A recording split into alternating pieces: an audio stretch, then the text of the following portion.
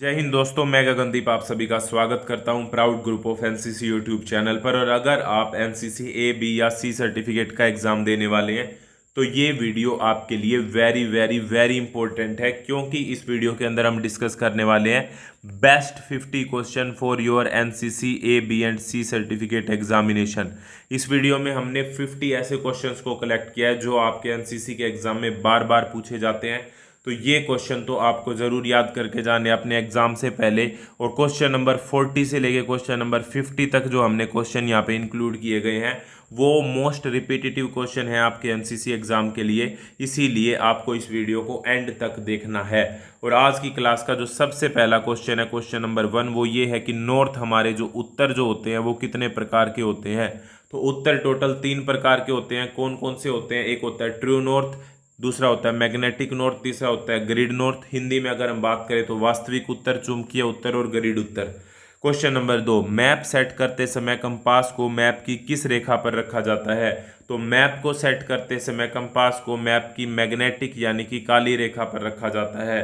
Question number 3, मानचित्र में जलीय भाग को किस रंग से दर्शाते हैं? तो मानचित्र में जलीय भाग को नीले रंग से दर्शाते हैं। Very important question. Question number 4 यहाँ पर, मानचित्र पर भूरे या बैंगनी रंग की रेखाएं किस नॉर्थ की ओर इशारा करती हैं? तो जो मानचित्र पर भूरे या बैंगनी रंग की रेखाएं होती हैं वो ग्रिड उत्तर की ओर यानी कि ग्रिड नॉर्थ की ओर इशारा करती हैं। क्वेश्चन नंबर 5, कंपास से कौन सा नॉर्थ मापा जाता है? तो कंपास से मैग्नेटिक नॉर्थ मापा जाता है। क्वेश्चन नंबर 6, 190 डिग्री का बैक बियरिंग क्या होगा?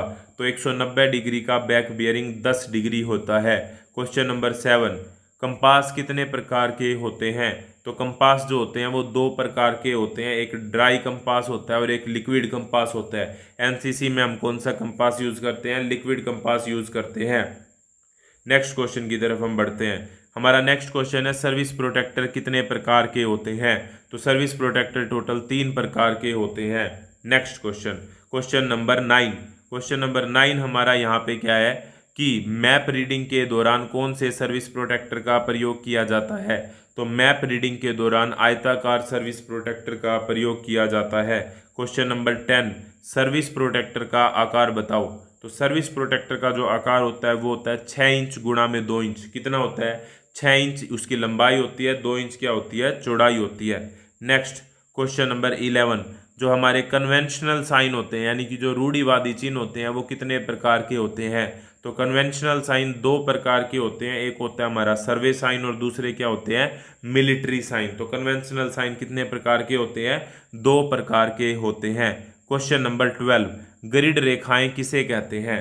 तो जो सर्वे मैप के ऊपर भूरे रंग की रेखाएं होती हैं उन्हें हम क्या बोलते हैं? ग्रिड रेखाएं कहते हैं। ये बात आपको ध्यान रखनी है। क्वेश्चन नंबर 13, उत्तरी रेखाएं यानी कि नॉर्दिंग लाइन जो होती हैं वो किसे कहते हैं? तो नक्शे पर रेखाएं जिनका क्रम दक्षिण से उत्तर यानी कि साउथ टू नॉर्थ होता है उन्हें हम क्या बोलते हैं? नॉर्दिंग रेखाएं कहते हैं। क्वेश्चन नंबर 14, नेविगेशन पार्टी की बनावट बताओ। तो नेविगेशन पार्टी में गाइड होता है, नेविगेटर होता है, काउंटर या रिकॉर्डर होता है। तो ये क्या होती है? नेविगेशन पार्टी की बनावट होती है। Question number 15, 6 figure G R में पहले कौन सी रेखाएं ली जाती है? तो 6 फिगर जी आर में पहले ईस्टिंग लाइन ली जाती है। आपको जी आर की क्या फुल फॉर्म होती है ये आपको कमेंट बॉक्स में बताना है। नेक्स्ट क्वेश्चन की तरफ हम बढ़ते हैं। नेक्स्ट क्वेश्चन हमारा ये है कि संचार प्रक्रिया किसे कहते हैं?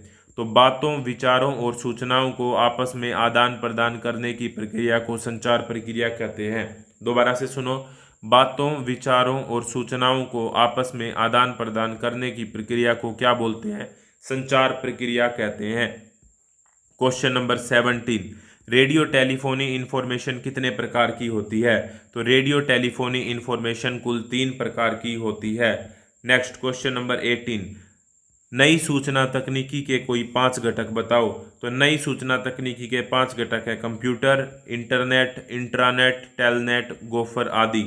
ये नई सूचना तकनीकी के मुख्य 5 घटक हैं। संचार प्रक्रिया के मुख्य तत्व कौन कौन से होते हैं? तो सबसे पहले कम्युनिकेशन का सोर्स होता है, उसके बाद में मैसेज होता है, उसके बाद में कम्युनिकेशन चैनल जिसके द्वारा मैसेज को भेजा जाता है, और फिर होता है रिसीवर जो मैसेज को रिसीव करता है यानी कि प्राप्त करता है।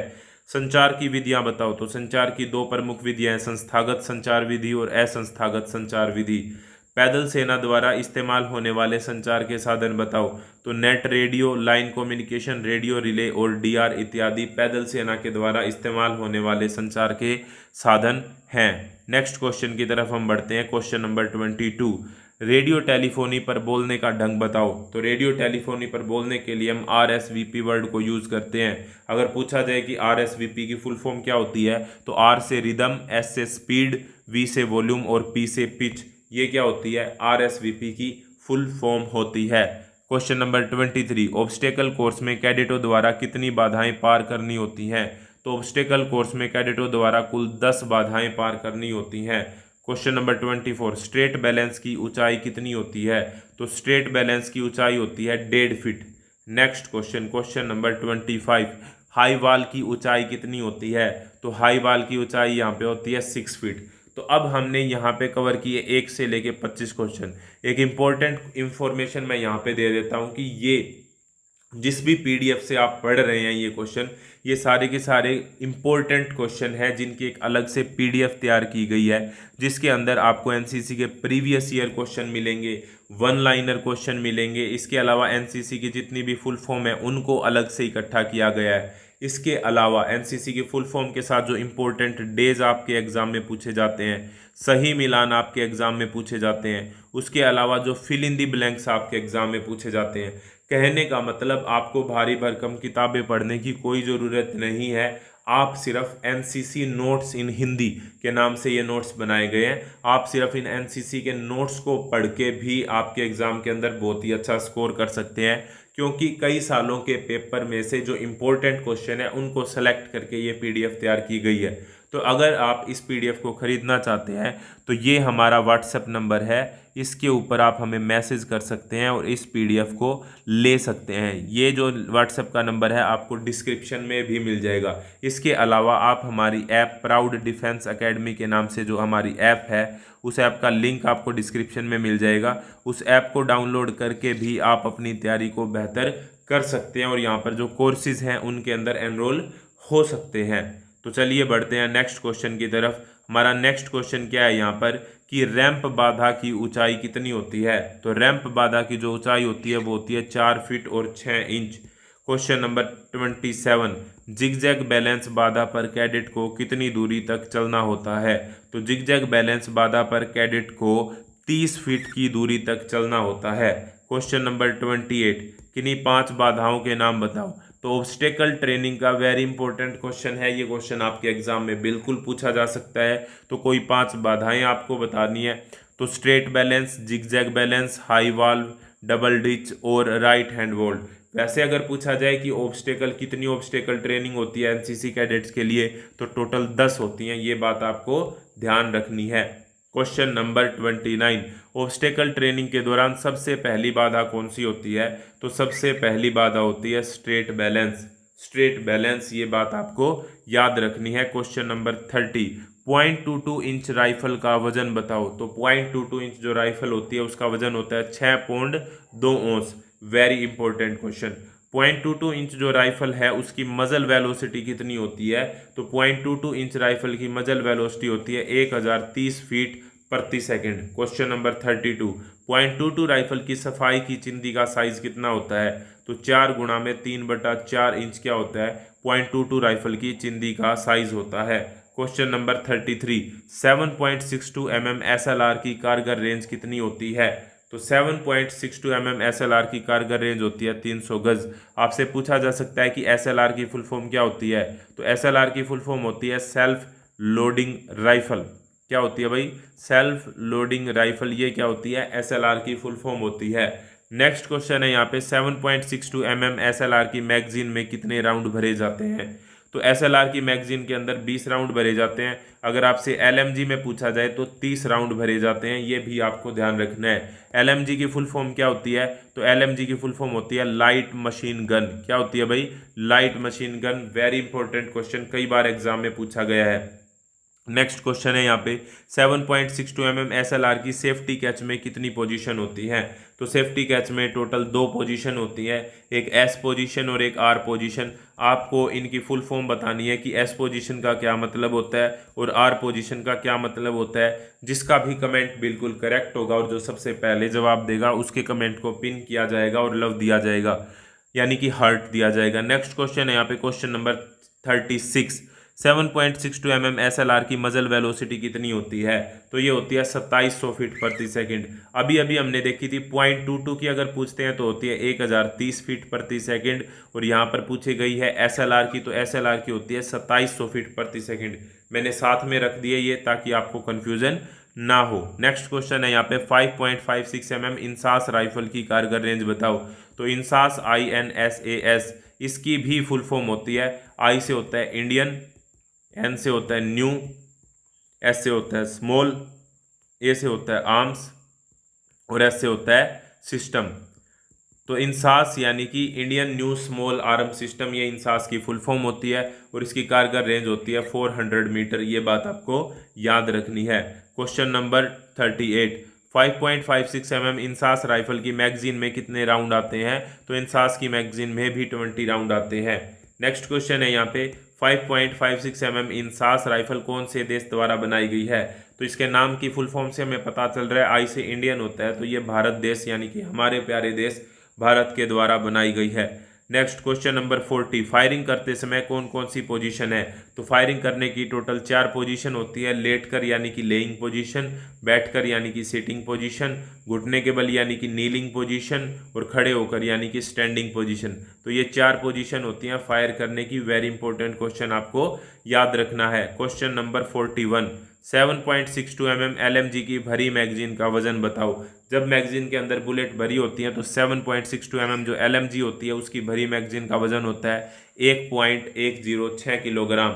आप लगभग 1.10 किलोग्राम भी लिख सकते हैं इसे। नेक्स्ट क्वेश्चन यहाँ पे फौरी इलाज से आप क्या समझते हैं। तो हथियार से फायर करते समय अचानक रोक पड़ने पर रुकावट को दूर करके फायर में शामिल करने को फौरी इलाज कहा जाता है। मतलब आप फायरिंग कर रहे हैं, एकदम से कोई दिक्कत आ गई है, उसको आप तुरंत ठीक करते हैं, तुरंत फायरिंग करने लगते हैं, तो उसे फौरी यानी कि फौरन इलाज करना कहा जाता है। Next question, question number 43। तो 40 से लेके हमारे वेरी इंपॉर्टेंट क्वेश्चन स्टार्ट हो चुके हैं। इसको आपको एंड तक जरूर देखना है क्योंकि ये वेरी वेरी इंपॉर्टेंट क्वेश्चन है। क्वेश्चन यहाँ पे 43 है हमारा, सी क्या बी का पूरा नाम लिखो। तो सी क्या बी ये जितनी भी फुल फॉर्म है ये सारी की सारी एनसीसी नोट्स इन हिंदी के अंदर अलग से डाली गई हैं ताकि आपको इन्हें ढूंढना ना पड़े। जितनी भी फुल फॉर्म पूछी गई हैं वो सारी की सारी आपको इस पीडीएफ के अंदर मिल जाएंगी। नंबर आपको वीडियो के डिस्क्रिप्शन में मिल जाएगा, व्हाट्सएप करना है सिर्फ। तो सी क्या बी का पूरा नाम क्या होता है, close quarter battle. Next question number 44। Advance shooting में कैडेटों को कितनी दूरी से फायर कराया जाता है। तो एडवांस शूटिंग में कैडेटों को 25 गज दूरी से फायर कराया जाता है। Next question, question number 45। पश्चिम दिशा कितने डिग्री पर होती है। तो पश्चिम दिशा 270 डिग्री पर होती है, ये बात हमें ध्यान रखनी है। Question number 46। Kaziranga national park कहाँ स्थित है। तो काजीरंगा नेशनल पार्क असम में स्थित है, असम राज्य में स्थित है। सर्वोच्च नागरिक पुरस्कार कौन सा होता है। तो सर्वोच्च नागरिक पुरस्कार होता है भारत रत्न। भारत में कुल कितनी एनसीसी डायरेक्टरेट हैं। तो भारत में कुल 17 एनसीसी डायरेक्टरेट हैं। Very important question. एनसीसी का मोटो क्या है। तो एनसीसी का मोटो है एकता और अनुशासन, यानी कि यूनिटी एंड डिसिप्लिन। और last but not the list, very very very important question कि कारगिल युद्ध किस वर्ष हुआ था। तो कारगिल युद्ध 1999 में हुआ था। कैप्टन विक्रम बत्रा, शेरशाह मूवी आपने देखी होगी, उसमें उन्हें क्या मिला था भाई, परमवीर चक्र मिला था, पीवीसी परमवीर चक्र। अब तक टोटल 21 लोगों को मिल चुका है, ये बात आपको ध्यान रखनी है।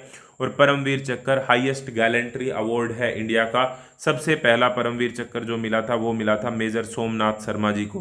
तो ये थी हमारी वेरी इंपॉर्टेंट क्लास। आपको ये क्लास कैसी लगी ये बात आपको कमेंट बॉक्स में ज़रूर बताना है। अगर आपको ये क्लास अच्छी लगी है तो वीडियो को शेयर जरूर करना है और लाइक जरूर करना है। और जितने भी आपके एनसीसी के फ्रेंड हैं जो इस बार एनसीसी ए बी या सी सर्टिफिकेट का एग्ज़ाम देना चाहते हैं तो उनको अपने चैनल के बारे में ज़रूर बताना है। इस तरह की और वीडियो के लिए आपको सब्सक्राइब करना है अभी के अभी proud group of NCC YouTube channel को। ताकि आप एग्ज़ाम के अंदर ए ग्रेड लेके आ सकें। इस तरह की और वीडियो के लिए जुड़े रहिए proud group of NCC YouTube channel के साथ। नेक्स्ट वीडियो तक जय हिंद, जय Bharat. Thank you very much.